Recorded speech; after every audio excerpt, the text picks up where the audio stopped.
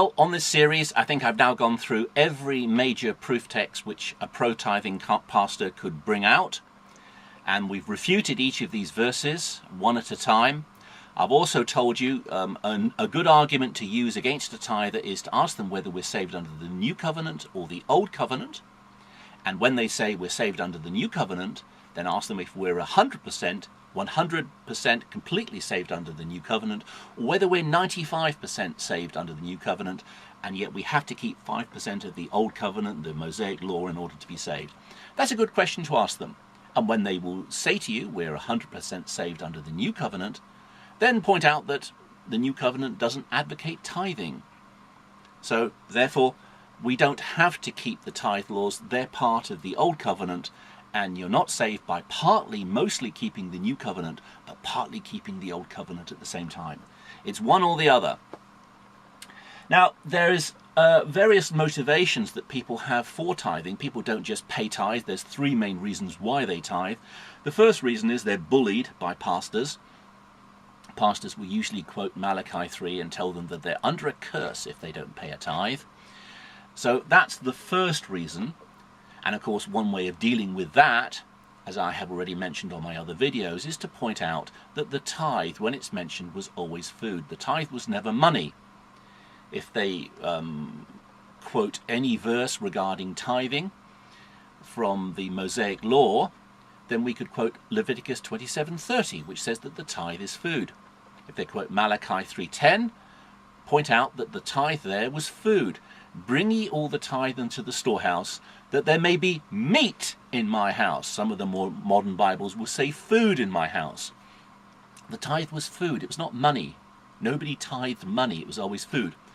Matthew 23:23, again, the Pharisees were tithing food. And if you go to 1 Corinthians chapter 9, verse 13 and 14, those who minister the holy things eat of those things of the temple, and those who serve at the altar partake of the offering of the altar. So they'll try and persuade you, well, I'm a pastor, I'm entitled to partake of what's on the altar, and they'll try to persuade you that it was money. People were tithing money. No, it was food. They burnt food upon the altar, and the priests and the temple workers ate of that food. That was their pay, food, not money. The second reason why people tithe is, unfortunately, people get so caught up in religion that if you're in it for 20 years and you've invested so much money, say you've been in a church for 20 years, you've paid 50,000, 60,000 pounds in tithe. If you're so committed to that, you really don't want to face up to the fact that you've been a fool. And so people reason, look, I just don't want to face up to that. I don't want to even consider the fact that I've been conned and deceived for all these years. And so out of pride, they won't humble themselves and admit, yes, I've been wrong. I should not have wasted so much money. Better to have given the money directly to missionaries, or better to have given the money directly to those people who are in need here in this country where you live, people who you see around you who are in need. But giving the money to the church, where almost all of it goes on salaries and houses and big cars and buildings, most of those buildings are empty 6.5 days a week. It has just been a total waste of money. People out of pride don't want to face up to that. The third reason why people tithe, and I'm going to read John 14:12 to 14 here, is that they see the Christianity like a giant fruit machine. I think they're called slots in America. There are these sort of machines, and you press a handle, and then you get 3 dials: cherries, lemons, oranges. And you put money in, you press the dial, and if you get a certain combination, like three oranges or something, or 3 cherries, then you win a certain amount of money. Well, they see tithing and Christianity like that. You pay your tithe. I pay my tithe. Each week I pay my tithe. And you press the slot, and one day you're going to hit the jackpot. One day God is going to bless you. And pastors, again, I'm not saying every pastor is a fake. I'm not saying every pastor is after money. But boy, have I met a few who are here in the UK. Pastors will encourage this. pastors will say, if you pay your tithe and you pay faithfully, one day you're going to hit the jackpot. One day God is going to bless you with a windfall of a free house or a free car or something. And so these poor people keep on tithing to the church in the hope that, like playing some giant fruit machine or slot machine, one day they're going to hit the jackpot. John 14, verse 12 to 14. Most assuredly I say to you, he who believes in me, the works that I do, he will do also, and greater than these he will do, because I go to my Father. And whatsoever you ask in my name, that I will do, that the Father may be glorified in the Son. If you ask me anything in my name, I will do it. So that's the verse, John 14:14, that tithe pastors like to quote. If you ask me anything in my name, I will do it. So you pay your tithe, and I claim this promise. I claim John 14:14 by faith. I claim it, brother. I claim it by faith.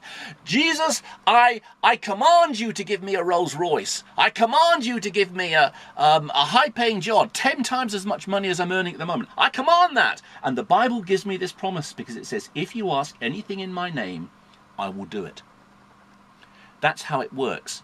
And pastors encourage this because, frankly, they get rich ripping poor people off as they collect the tithes from people who are often poor and poorly educated and too dumb to really study and to think for themselves. Although these people are also partly to blame, because the Bible commands us to be Bereans, to study the Word, and frankly, you don't see a lot of that in the evangelical Christian church. And if people are lazy and they don't read the Bible, then it is bad to see them being conned and deceived and lied to by these pastors.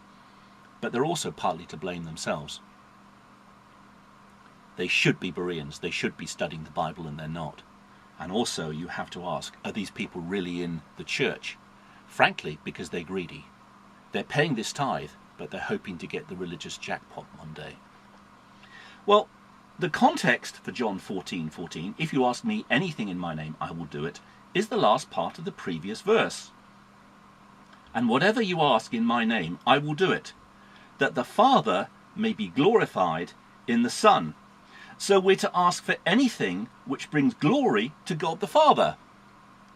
So this verse is not a license for you to claim a Rolls Royce or a new house or a Lear jet like Creflo Dollar and some of these vile TV preachers, these pimps, pulpit pimps, are getting for themselves. They're nothing more than con men, liars and con men, and they're bringing disgrace upon the Christian gospel. And the amazing thing is, so many preachers, so many pastors, they don't want to condemn because they're involved in it as well. So many pastors, they like the free house and the free car and the pension, and they just don't want to get involved. And so when they see another preacher on TV pimping the gospel for money, stealing money from poor people, pastors turn a blind eye. Hypocrites.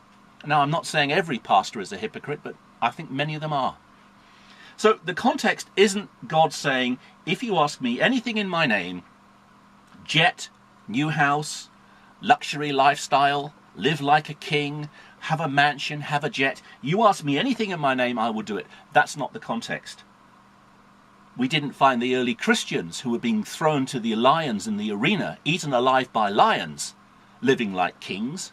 Yes, in the first century, you didn't go through a Roman town and you'd see a person on a golden chariot with a team of white horses, and he'd be whipping his white horses, and he'd have a golden toga and the best shoes, the best sandals, and a chariot made of gold with horses. And the people would say, that's the local Christian pastor. He's named it and claimed it.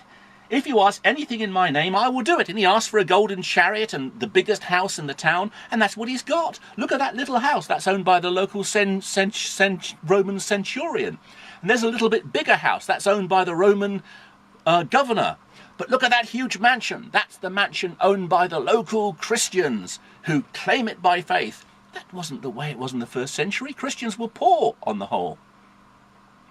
Christians were often persecuted for their faith. They were thrown to the lions. What calls itself Christianity today, most of it is demonic. And not only is most of it demonic, most of the preachers and most of the pastors that we see, if they're not demonic themselves, then they're spineless cowards. because they had any guts, if they were real men, they'd be condemning the hypocrisy that we see on Christian TV, which has infected denominations. Here in Plymouth, in the UK, I'm telling you, you go to the local churches here in Plymouth, I'm sure there are some genuine Christians here. I'm not saying every pastor and preacher is a fake, but many of them are. And their people are so infected by what they see on Christian TV. It's just greed. It's greed. So, no, Christians suffered in the first century. Christians didn't have golden chariots and live like kings. And the whole context of John 14:14 is we can ask anything that we like that gives glory to God the Father. See, that's the context, giving glory to God the Father, not for our own greed, enrichment, pride and comfort. One more thing, it says, most assuredly I say to you in verse 12, John 14:12, he who believes in me, the works that I do, he will do also, and greater works than these he will do, because I go to the Father. The word for greater there doesn't mean better than. The word there is mesion. It's used at John 14:28. My Father is greater than I, a verse beloved by Jehovah's Witnesses. So you have the incredible thing that Jehovah's Witnesses take John 14:28 out of context to try and prove that Jesus is not equal to the Father. Jesus is less than the Father. The Father is Yahweh God, and Jesus the Son is less than Yahweh God.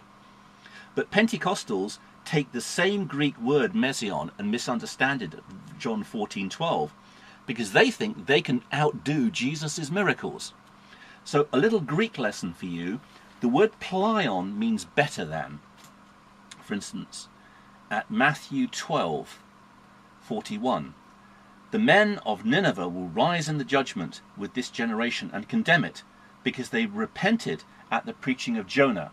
And indeed, a greater plion than Jonah is here. So Jesus says, I know Jesus didn't speak Greek in this particular instance, he would have spoken Aramaic, but the New Testament is given to us in Greek. Plion is used to show that Jesus is better than Jonah. The Queen of the South will rise in the judgment with this generation and condemn it, for she came from the ends of the earth to hear the wisdom of Solomon, and indeed a greater plion, 4119 in Strong's Concordance, a greater plion than Solomon is here. Matthew 12:41 and Matthew 12:42. So Jesus says that he is better plion than Jonah and better than Solomon, using the word plion. The word mesion means rank. So at John 14:28, my Father is greater than I, Jesus is simply saying that the Father has a higher status, a higher position than him in rank. The context for the use of mesion in John 14:12, and greater works than these will he do, because I go to the Father. So we as Christians do greater works than Jesus. The greater works mean more in number, not better than. Jesus raised the dead. Okay, Jesus healed the sick. I can't do that. But as I, together with all the other Christians on earth, preach the gospel, millions and millions and millions of people get saved. Unfortunately, few of those people are saved in evangelical churches because they seem to be the most corrupt and the most wicked. But there are some people who are saved in evangelical churches here in Britain. Not many, but a few. And people are also saved in other churches. So the Christians, together as a group, we do greater, meaning greater in number, works than Jesus did. As we preach the gospel, millions and millions and millions of people are saved. More people will be saved through our preaching of the gospel than those people who heard Jesus during Jesus' lifetime. That's the meaning of that word. So there you have it. Thank you.